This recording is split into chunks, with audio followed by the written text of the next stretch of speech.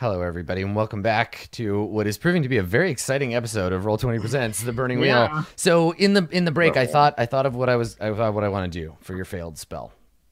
So, Agatha, you are out in the hallway. Sufferance is behind you. The kid is still in the room. Sufferance is probably keeping him there. Sufferance is watching you. Nikolai is sort of away from you. You have thrust out your hand to ensorcelate this woman, and yeah, we see her as we've seen this magic before. We see her transform. We see her shape shift from that of a woman clad in the colors of House Corvidae to a small and frightened, probably like a bird of some kind, probably just a crow. Yep. And in an instant, before this crow has a chance to make a sound or fly away, a little orange-brown ball of fur with too many tails leaps on it and breaks the bird's neck. Just like crunches it. There's the crunch of bone, the splatter of blood. We hear Sufferance gasp and put her hand to her mouth because, you know, even peasant-born, like, nice ladies don't, like seeing bloodshed. Yeah. So she gasps and puts her hand to her mouth at the magic, and she probably fails a steel test, and Yep. the hall is suddenly very quiet. Just the sound of bone crunching as your familiar eats this former person. Great. So Yes, everything just went fine. Dark stain of feathers and what have you on the floor. Yep. That's not ominous at all to fail a roll and then have nothing bad happen. Yeah. And so Agatha just shakes her head and beckons her familiar back, and it's probably carrying the corpse of this bird in its mouth. Mm-hmm. And she walks back into the room and just closes the door behind her. Okay. It just says, "Good. Now we can begin."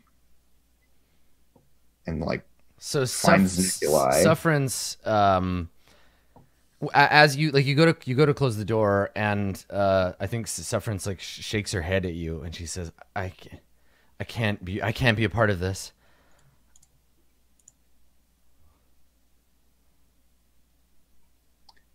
And yet before, you seemed capable, willing. What's changed? Don't make me do this. I can't. Whatever it is you're going to do with him, please do what you have to, but don't make me watch. And Agatha hugs her arms to her chest. It's not fitting to want power but be unable to stomach its consequence. Make a persuade check. Yeah. Test to see if you can make her do it. Just be yo, you wanted this. So I will roll persuade. I will fork ugly truth. Her will is 4. Yep.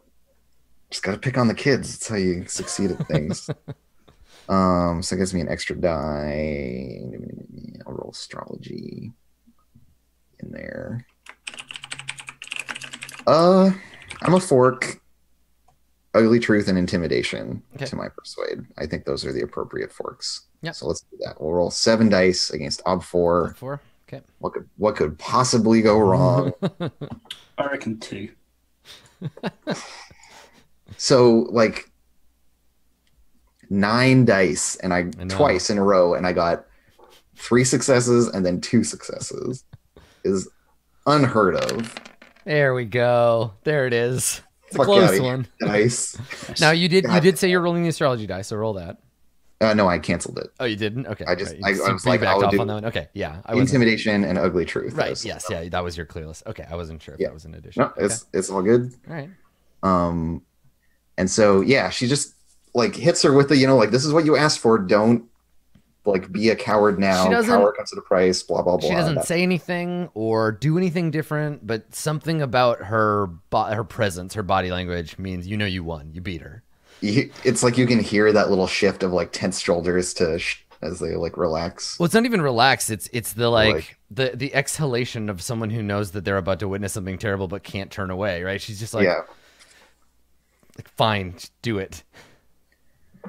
And so yeah, as Agatha is like going over to Neculai and like plopping him down on the table instead of the little like stool next to it or whatever, she's just talking to Sufferance.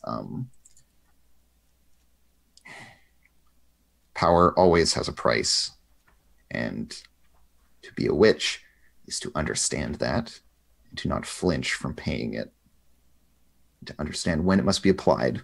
And then like puts her hands on Neculai and like blindly locks eyes with him. And says, "What's your name then?"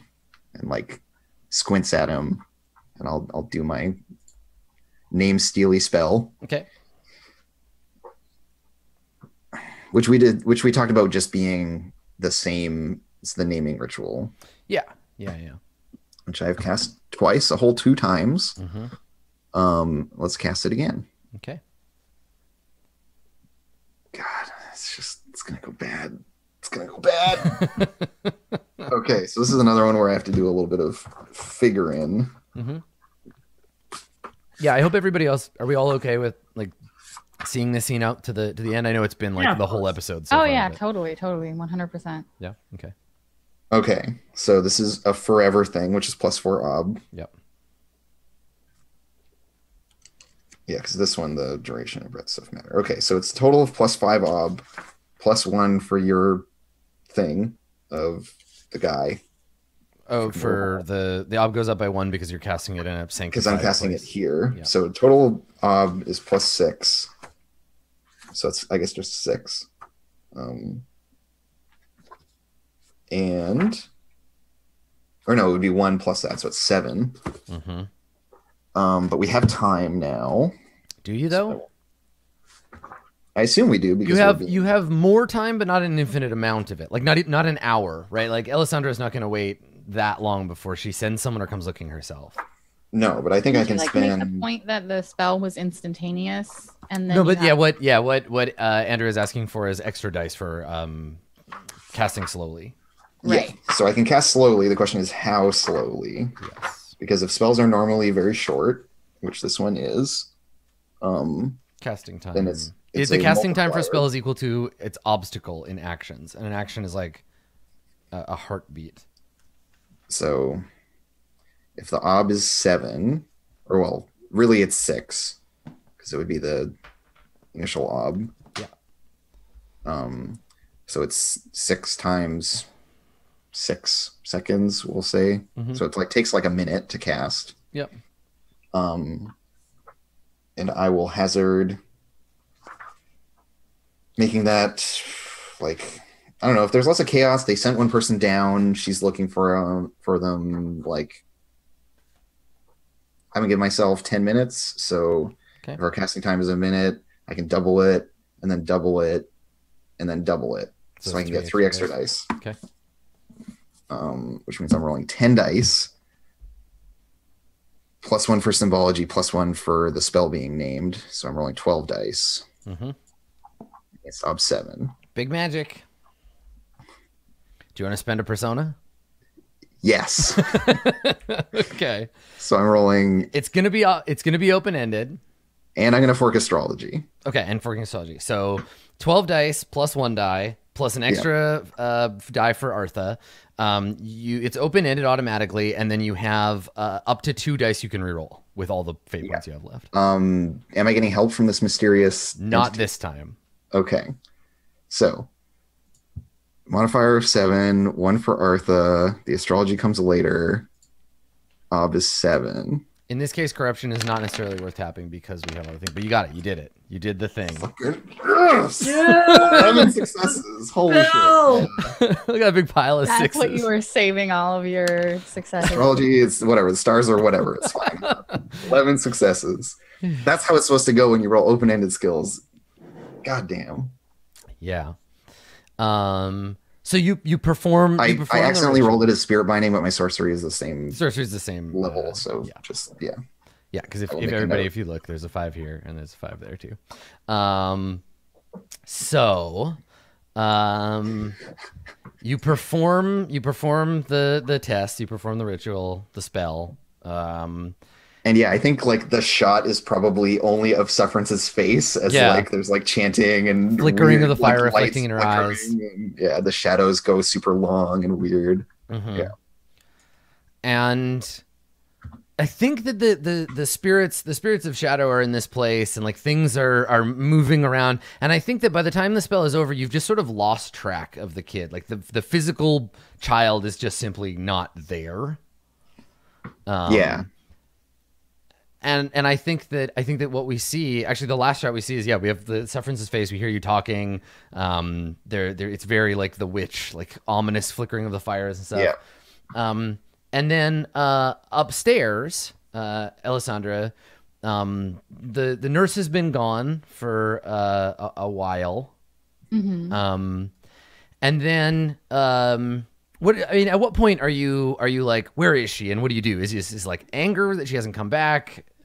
I think that it's like anger crossed with fear, because there's been like instances in the recent past where Alessandra has been like unable to find like her son, or like very specifically right now she's very focused on him. That's why she's got a belief about him. But yeah, so she stands there awkwardly, tries to like figure out something to do and can't, because all these people are just like mumbling and praying around her. And then after a while, I think that she would attempt to like probably just go look for like, because we made the point that there's not really another person around here that she feels that she can like trust, like she would just go do it herself. Yeah, and at this point the crowd around you is more just like waiting to see if you're gonna say anything interesting or cool, like if you're suddenly gonna like, you know, I don't know, tongues or spout something. gold, or like do any other miracle shit. So you can just get up and be like, get the fuck out of my way, and like just shove them and they move. Yeah. There would be a point where she's like, okay, someone's doing it. And then she'd be like, this is taking too long. Why do I ever ask anyone else to do anything for me? And then I would go and like just invade this space that I'm not like, so you just push past the people who are blocking your line of sight. And I think you're deflated because you're ready to go storm around like, where is, but yeah, you see Nikolai right away. You push past the crowd. We see him at eye level because he's being held. He's just like he's looking like a little dazed. Like maybe he got lost, or like he's missing a shoe. And like he looks like, he like got lost or something and someone found him, and he looks like he's been crying. And he's in the arms of a man you don't recognize. He's not dressed like a priest, but he's not dressed like a noble either. He looks like a traveler. Like he has like dusty boots.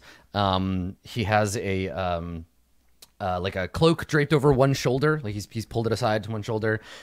He has a like a tunic with his like shirts sort of slightly undone. He has some you can see the glint of like gold jewelry, like just a little like under his shirt. He's Carpathian. He's handsome. And he's probably in his like, I don't know, mid to late 20s. And he says, he looks at you, and you see him, and he says, there's the boy's mother. And what do you do when you see this? Yeah, she does that thing where like she pauses because she like unexpectedly finds him sooner than she anticipated. And then she like rushes like forward and then like holds herself back from invading this guy's personal space, and like also from touching her son. Like she's very much like, oh wait, I'm a lady and I don't need to be worried about like whatever. So yeah, she like rushes forward and then halts herself, and she's like, where did you run off to? And she does that thing like, this is all your fault, kid. And he just kind of like vacantly stares at you, and he like blinks. What color are Nikolai's eyes? I'd assume like in the blue, green, gray family. Okay, yeah. So he just like eyes all like watery, kind of just looks at you and blinks hard. And he's like, hello, mama. And I would just be like, the like, come here, you know, like, thank you for And he passes he passes the kid. He passes Nikolai and he says I wondered where he ran off to. There's so many people here. And thank you. He shakes his head. Think nothing of it, my lady. And he like bows his head. He says, boys this age are like to get in all kinds of trouble. Yes, well. And she looks around like there's someone who's supposed to keep him from doing that, but where is she? Like, and he grins. He sees you looking around and he says, so hard to find good help these days, isn't it? Quite. I don't think, and like there's this like, you did something for me, I should, and you're not. He doesn't look like a noble. Does he have any, like, would she have, Alessandra is like to completely write off someone if they're not like worthy of like her attention. So like, is this person, I don't know if there's a role I can make to, or if you just like descriptively want to tell me, is this person someone who looks like they, like he's talking to her with like he's Carpathian, but does he look like he's like could be a noble or someone like of higher ranks? You have noble wise, right? Yeah. So roll it. So I'll roll noble wise. Yeah. Okay. I was like, is there something I can roll to like? Yeah, just roll noble wise. Okay. And there's any ob or just like what I get, you'll determine. Yeah, the more you get, the more I'll tell you. Okay, noble wise, right here. Wow. I didn't even get one. No. Okay. Do you want to spend 2 fate points to reroll a die? Yeah, I want to get some information, and if I don't get any, like. Okay. Yeah, roll a d6. No, I have nothing. The man is a mystery to you. You don't recognize him, which to you maybe makes you think he's not a noble, but yeah. So I like look him up and down when he's like so hard to find good help these days or whatever, and I say, "Quite, thank you." And then I like take Nikolai, who's like, ugh, and I just like go to like turn and get out of here and go to the king. And he says quietly to your back as you leave, he just says, angels watch over you, milady. And you turn and walk away. I wish I could have known something about him, but yeah. Cool. Okay. So I assume you take your kid and then you fuck off home, right? That's the plan? Yeah, it's very much like I wanted Nikolai, and then I'll go get my coat and summon my carriage and go find the king because he's. And you just leave the nurse behind because, like, forget her. Yeah, she's a servant. She can find her own way home. I don't freaking care. And you never saw her again because she got eaten by a fox. Okay, great. So, meanwhile, Lodovic, because Joy, I guess my question is, because Joy and Lodovic might end up in the same place. Because Joy, do you stay at the Black Veil for long enough for Lodovic to show up to talk to Ekaterina? Or have you headed back to court? Because you do have a belief about I probably want to stay a little bit to help Emilio a couple days or something. Okay. Or at least a little while, but I do want to head back to court too. Okay, well let's do a thing where the two of you are both in the same place. Because don't let me like tell you what to do, but like Dave, you want to go see Ekaterina at some point, right? Yes. Yeah. Okay. So would this be at a time during which the Black Veil is like open and people are like hanging out and drinking and what have you, or is this, do you try to like sneak in? She hates it when you come by when she's not like hasn't invited you, but that's a thing you could do, I guess. If I'm trying to ascertain whether I can trust her, having her at her most unguarded makes the most sense, I think. Okay, so this is a time when the place isn't open. Yeah. Okay. All right. So before that happens, then let's check on Joy. So Joy, I guess maybe do you like stay the night and then like the next day you're planning on like heading out? Yeah, I think this is the day that I'm planning on like leaving, but I'm still here at the moment, sort of thing. So where are you when you're just like downstairs, like eating Like breakfast or? Yeah, I probably have like scrounged something up from the supplies, because the place isn't open and nobody's cooking. You know You what I made mean? yourself an omelet or whatever. Yeah, I just do my own This is thing. one of a few places that still has access to food, even though it's not like a restaurant. But you got to keep the staff in good health. Yeah, and I think the last night has been me basically making sure that Emilio is in a bed somewhere. Yeah, once and, Emilio, not- like once you go back to look for him, he is gone. He's like gone to bed, and he stays Okay. there. All right. But the next morning, you are sitting downstairs eating, and you hear footsteps from the stairs above, and then you see Emilio come around the corner, and he's like he's just wearing a shirt untucked. It's like a night shirt untucked, and he's like like lacing up his breeches.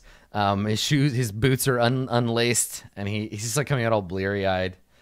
And So you're alive then. and he sees you, and he's like, "Oh, I didn't hallucinate you. Good to see you, Joy." I like to think so. He rubs the back of his head. He says, "Hell of a night." Hell of a couple of nights, if I've heard correctly. Well, keep busy. Maybe you should keep a little bit less busy. What are you talking about? And he walks Down you over. pass- He sits down next to you and just slides your plate over to him. And I don't think he even takes the utensils you're using. Like, he just picks up like a piece of your toast and just starts eating it. Just roll my eyes and be like, I found you passed out in the hallway. I stepped on you. You remember any of that? I wasn't passed out. We had a lovely conversation. I don't remember the content of any of it, but we had it. It was nice. It's good to see you too. Yes, Emilio. I love you. You're my dear and close friend. I'm glad you've been doing so well that you have disposable income to spend on such delightful things as the leaf of the Black Lotus. Why, thank you, Joy. What a good friend you are. Oh, yes, I will have that second egg. Thank you. And he starts sopping up the egg and looks at you. He's like, good talk. You're gonna need to stop that shit. Which? The Lotus. Why have disposable income if you're gonna throw it away? What am I going to spend it on in this hellhole? In this hellhole, nothing. But I assume you're gonna want to escape the eternal winter that it seems to have encompassed us. Not to mention the currently growing civil unrest. I'm not sure if you're aware of that particular part of the whole situation, but this isn't gonna be a good place to be in like weeks. Listen, Save some money. Listen, Joy. Get out of here. When all the rats are leaving the sinking ship, it takes a smart rat to stick around and eat what's left. Oh yeah, smart rat to drug themselves unconscious. Listen, eventually, everyone in this godforsaken place is either going to have the money to leave, or they're going to end up eating each other. And if I can spend my time between here and there imagining a better universe to live in, with the help of the agriculture of your homeland, then I think I'm entitled to it. and kind of like shrug. Besides, and I'm getting a hell of a discount. shrug and say, I don't think you're gonna have so much luck getting that anymore. At least for the next little while, for your own good, of course. Listen, Carpathia's running out of food, not drugs. Yeah, but I've been doing my work, and I've been getting paid. And you know who's buying up all your drugs? Me. What? Said to Ekaterina, until my money runs out, you don't get anything else. Because I want you to survive, idiot. So you're paying Katerina to not sell me any more Lotus? Mm-hmm. And why in fuck's name would you do that? I believe I just said previously, your survival. And he stands You do know up. what that shit does to you on like the long term, right? Yeah, he stands up and he says, I had a mother once, Joy, and I certainly don't need another. I'm a grown man. I can do as I please. And when he says that, like, you see him look on his face like, God, that sound like such a child. Fuck. I should have said that different. But he still like looks at you like, fuck you. Here's the straight truth of it, my dear friend. I say, with a smile. I like you. You're a person who's seen a few things, knows a few things, and has helped me out with a few things. And I like you. And I want to help. And I'm trying to help. So shut the fuck up and take my help. Okay? Fuck your help, you patronizing Stygian piece of trash. And he like throws the like flips your plate over.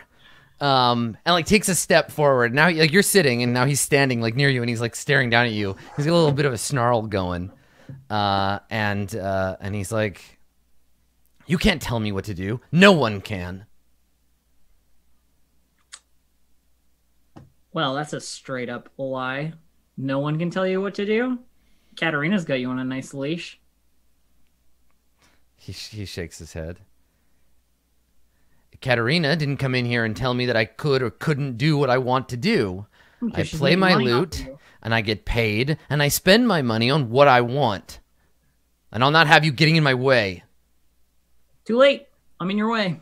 I think he tries to grab you. Like, he like, grabs you by the front of your shirt to, like, yank you up out of the chair and, like, give you a shake. Unless you want to, like, move or whatever. I'm not really interested in like stopping him necessarily. Yeah, I mean he's just totally like if he wants to grab my shirt and like pull me to my feet, that's fine. Yeah, so he grabs you and like yanks you to your feet and like just does one hard shake, right? Like and enough to kind of give you like a little bit of whiplash, right? Like and he stares at you and he says, "Let me make myself perfectly fucking clear, Joy. This," and he like gestures around. "This is all I have. And out there, people are dying and suffering. And if I spend my time in a drugged out stupor, that's my business. You're not responsible for me." And I got my hands up like this while he's like holding my shirt. Yeah, and he's like spitting a little and like he's obviously like really upset. And I look at him like direct, like there's a silent moment after the like shake and his rant. There's a silent moment. I look him direct in the eyes and I'm like, I don't want to come back here and find out you got yourself stabbed or overdosed or any of that shit. I don't want to come back here and find that. I don't want to deal with that. So if this is what it takes, then so be it. You want to get mad, but it's not going to stop what I've already done. He says to you, "This place isn't the only place I can get that shit. You know that, right? I'll just go elsewhere. You can't buy up all the Black Lotus in town." You know what? You're absolutely right. I can't stop you. Not at all. But I can implore you as a close friend not to fuck your shit up like this. Also, I'll just fucking take you with me. We'll go back to the castle, keep a nice close eye on you. Sound good? And he shakes his head. He says, "I'm not going anywhere." Really? Nowhere? And you can see him like thinking about like, okay, who do I know that can get me Black Lotus if I can't get it here? What the fuck? What am I gonna do? Yeah. Like I feel like there's a role to be made here. I don't think you can cure a person of being addicted to drugs by telling them not to do drugs. But like I'm trying to like think about how I'm gonna play this because I'm in a situation where he's still like holding the front of my shirt, and out of character, I have this immense desire to just be like. So the thing is that like he's doing that thing where he grabbed you angrily in the intention of like shaking you and being like, "Rah, I'm scaring you," and for you to be like, "Oh God, let me go, stop." But then you didn't, but he's still holding you. So he's just kind of like not sure what to do with like this limp gray noodle. So I don't know. Yeah. Like, what do you want him to do? What do you want out of him? What's your intent here? Because you know what? I'm going to play it this way. I think I'm going to play it this way. I have a plan. I'm going to be like, maybe I'm understating things, Emilio. I need you to be around. I miss seeing you when I'm not here. And without you here, my shit gets a lot darker. So pull yourself together, you know? Like I feel like this is an ugly truth test, and the ugly truth is someone actually cares about you. yeah, I like give a shit about you. Like, Because to him, that is an ugly truth, right? Because he wants to be like Emilio, the cool musician that does drugs all night while the world burns, right? Like, he would be happy to be the last person alive in Carpathia. But you're like, no, jackass, that's not how it works. People actually give a shit about you. yeah, I think that's what. Okay. I think that's what I'm gonna do. Yeah, Cool. That's gonna be my move. Okay, so ugly truth. What's my ob here, Adam? I think this is an ugly truth about friends, right? Like, this is I think that's ob 3. Let me see. Because, yeah, the ugly truth here is that, like, I think listen, it is ob 3. we're for both friends. losers. And if I'm willing to spend the only money I have to keep you from getting addicted to Black Lotus, then we're both fucked. Good job. Okay, let's see. Ugly truth about your friends. Yeah, ob 3. Ob 3. Okay. Can I fork in persuasion? Yes, yeah, completely. If I had seduction, I'd fork that in, but I don't. So,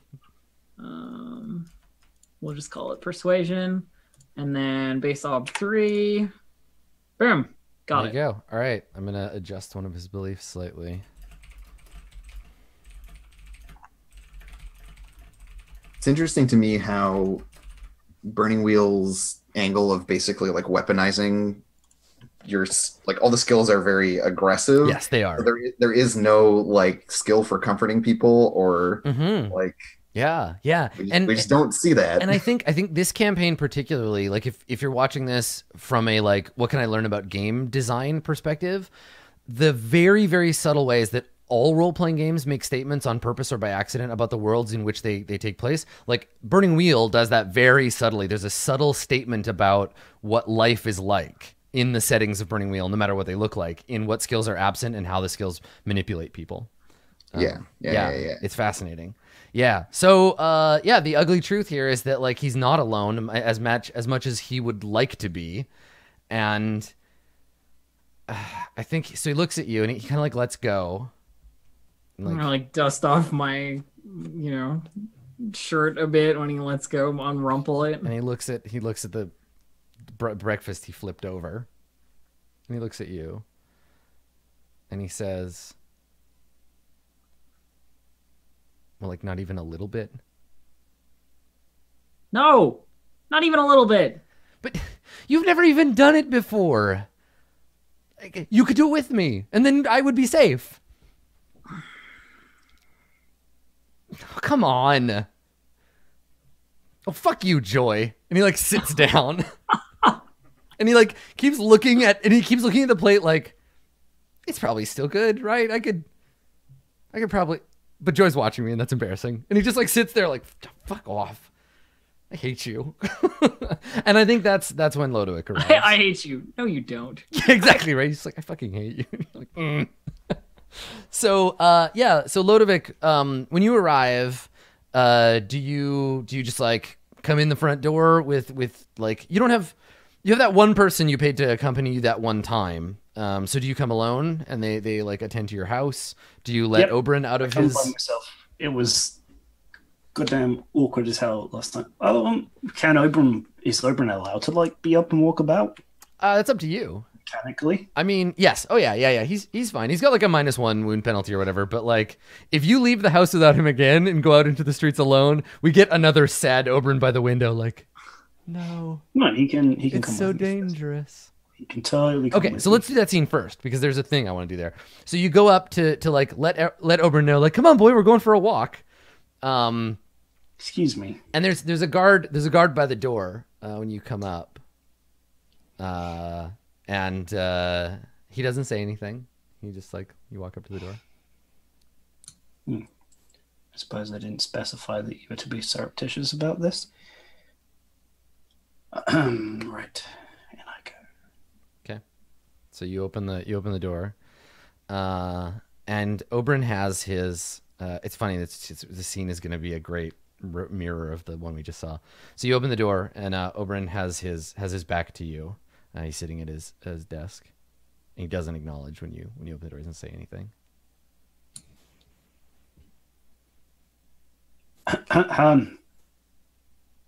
You see him like tense up a little, but not turn around.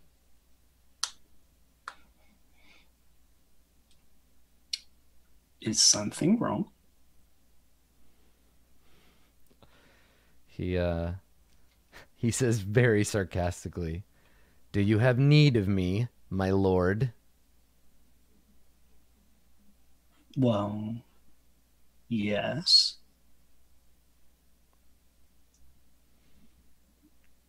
And I think he turns around, and he's got his big black eye. And he, like, sneers at you. And he doesn't say anything. He just stares accusingly at you, like, "You did this to me."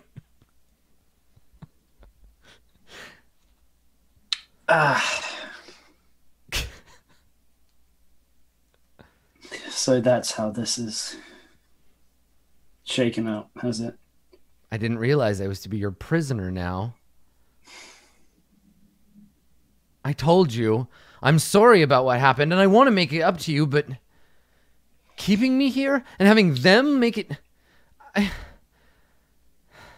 And he looks at you like, I didn't know you were like this. Like, he just gives you this, like, sad, kicked puppy, like, I thought you were good look. Things are different than how they used to be. I see that.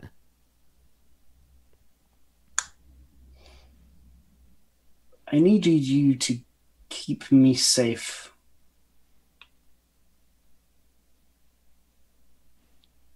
And I failed you. I understand.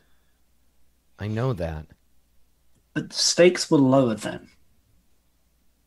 So You what? alone- You have no use for me anymore. Then dismiss No. me. Let me go. Don't keep me here. Make me suffer. This is torture. We spoke of this. I do still have need of you. It's just... Right now, the things that are happening are too big. Too big for one boy with a sword.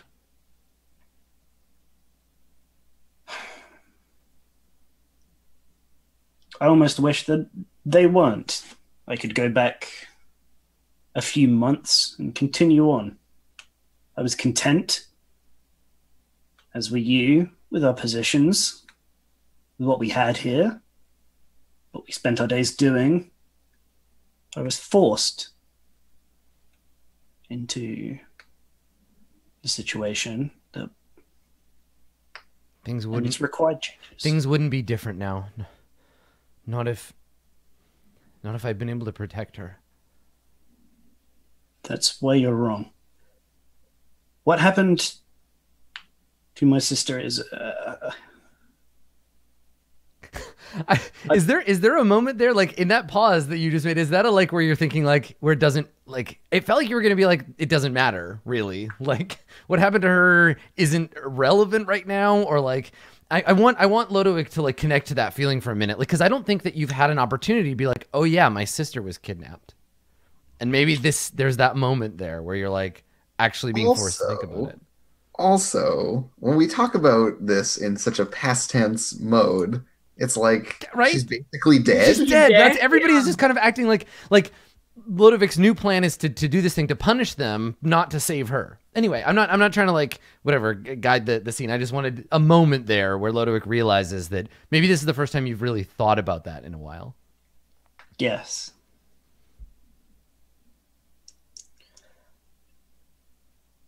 The thing that happened with my sister is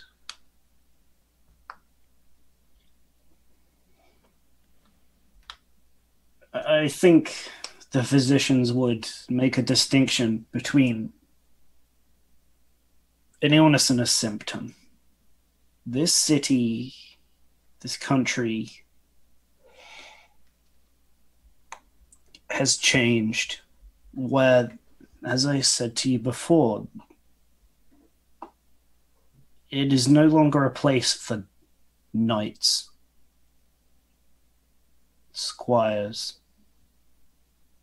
So we've had to adapt. And you know me, you know that when I saw people were suffering because of this winter, because of the callousness of those who were supposed to be protecting them, I couldn't do nothing. And so things have changed. I wish there was a way we could have eased you into this without facing the harsher realities of... Have I even told you why she was taken? It was nothing to do with us. It was not personal. It could not be part of our story. It was means entirely beyond my comprehension at first. They had nothing against us. I had not wronged these people in any way. They saw an opportunity and took it. I am trying to respond in kind. I think he's staring at you as you speak.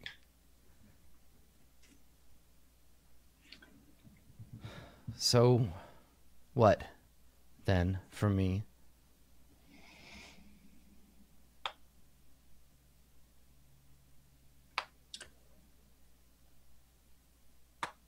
I still need you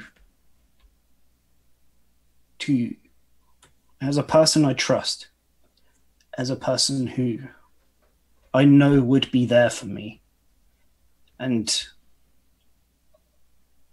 I was just scared with what happened to Marguerite. The same might happen to you. Perhaps I overreacted, telling them to not allow you out. But I couldn't let those kidnappers take both of you from me. He shakes his head and he says, "That's not how this works, sir. Either I protect you or you protect me. It can't be both ways."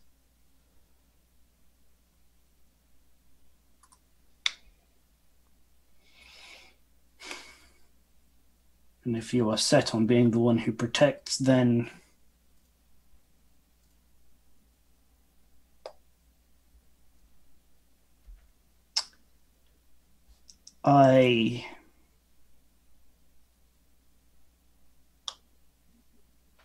And then he kind of... This is an odd proposition to put forward to him. I think there is something that we could do, a role special for you. Nobody else in the city would. Yes. We could.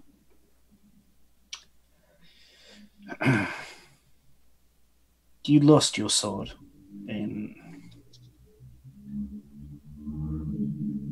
that battle with those brigands. Mm-hmm. Yeah, he just, again, like nods slightly. If you would see to being my protector, then I have an idea. We've been working on something. And I need somebody I can trust with something very, very dangerous. Something that could change the way that...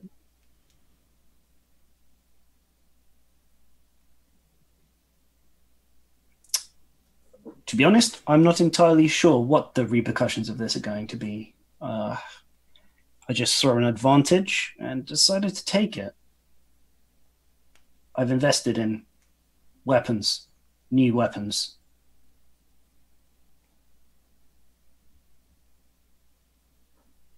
I'd have you by my side to oversee their use. Protecting myself, protecting the people of the city. those who cannot protect themselves. Yes. I'll do whatever you ask. And he means it. Like, he's barely hearing the details of what you're saying, and it's just like, you say it and I'll do it. I don't care. Like, I just want to be around and like take care of you and make sure you don't get hurt. I think this is what makes the most sense.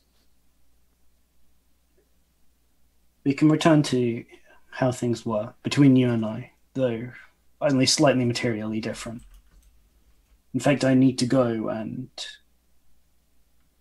speak with someone now, and I was hoping that you would join me.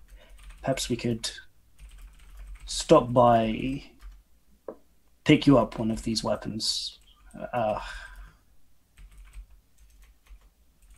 Is that reasonable? Could I do that on the way, or like, would he have one or a prototype? No, I don't think so. You get them all at once, or not at all. Like, it wasn't like, he's not going to make one and then give it to you. They make one and then give it to you. They all get built together. So when they're ready, you could give one to him. Sure. Yes.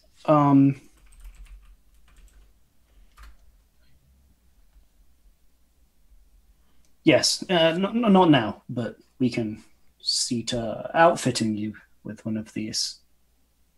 And I think they will be good. I think they will be good, and having someone I can trust in charge of them will limit the negative possibilities of what happens in the future. I think I have to be careful. I'm making big changes indirectly to people's lives here, and I have to be responsible. And you helping me be responsible.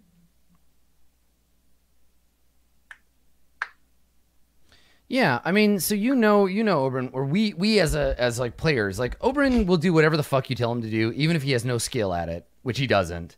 He thinks like a knight, and that is part of his programming. But he's loyal to you, and if you told him, like, Oberyn, wear this clown suit and go run around in the streets, he'd be like, I guess so, right? Like, whether Lodovick realizes it or not, Oberyn's biggest flaw is his total unwillingness to like question anything that you say or do. Yeah. I definitely don't think he realizes it. And as such, he's just messing up at trying to have anything close to. Yeah, I mean, is your intent to make yourself feel better about? Like, yes. What? Yeah. Okay. All right. Well, let's have you make a roll. Sure. And no, you know what? I'm gonna make the roll for Oberyn. So Oberyn is going to attempt to, because he wants that too. He's going to attempt to put on airs that he's like, yes, I understand, and I'm prepared and capable of doing whatever it is you need me to do. And he wants you to feel better, and you want to feel better. It's not really about him at all. But if I succeed, then I think you. What's your perception?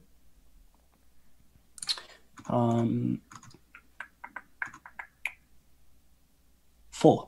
Okay, all right. So I'll make an ob 4 test of some kind. I'll figure that out.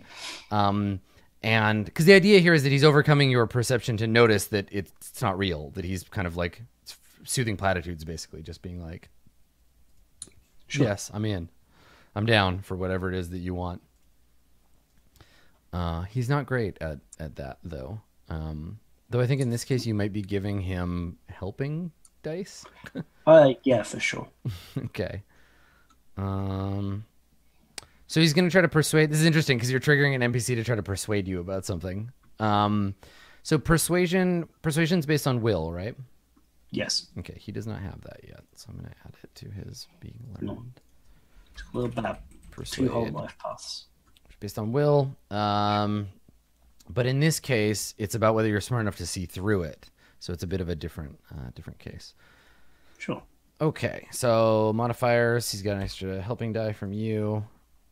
He's not gonna spend any earth on it, but the base ob is 4. So he's gonna fail, and you're gonna realize, and you can do with that information what you want.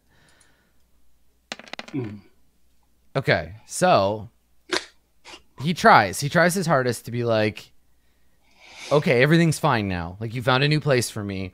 Somewhere deep inside you, you know that it didn't really work, that he doesn't really believe that, and he's still, like, shamed and fucked up over this. But you can choose as a player to have Lodovic ignore that or have that eat away at you. Yeah, I mean, I will write a belief about it at the end of the session. Okay. Either way. I don't think he reacts in the moment because he's already been having, like, such a difficult time trying to rationalize the thing and then say it to him. So he's unsurprised at the fact that he didn't manage to win him over exactly. Yeah, so what's in the moment? What happens? Yes. Good. I'm glad we're on the same page again. We won't have to have any of this unpleasantness involving the...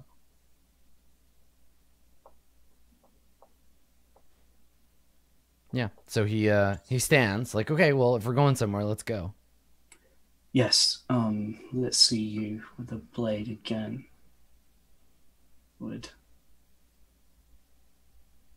Still seems odd to me that you do not have one. And